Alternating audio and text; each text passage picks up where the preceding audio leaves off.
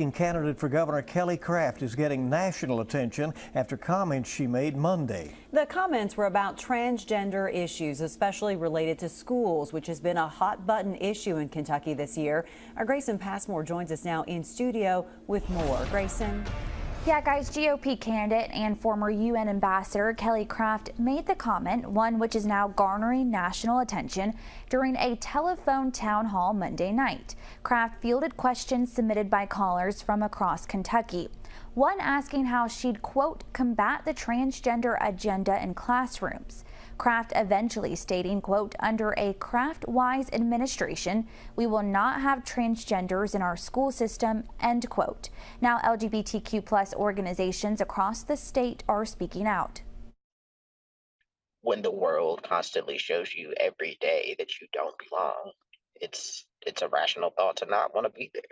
As the executive director of Transcending Stigma, Alexander Griggs offers many services, like therapy for trans people of all ages. And now he offers a mentorship program that matches trans youth to trans adults. And was born out of all of this anti-transgender legislation that's kind of coming through. There are a lot of parents of trans kids that are terrified, that are pleading for something to help their children.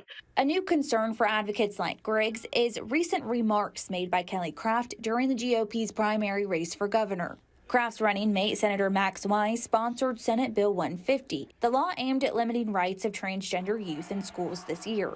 And when asked how Craft would, quote, combat the transgender agenda in classrooms, she noted the Wise-sponsored legislation, then said, quote, we will not have transgenders in our school, continuing to say, we will not have transgender, end quote. In a statement Wednesday, Craft's campaign says, quote, of course Kelly was referring to the woke ideologies being pushed in our schools.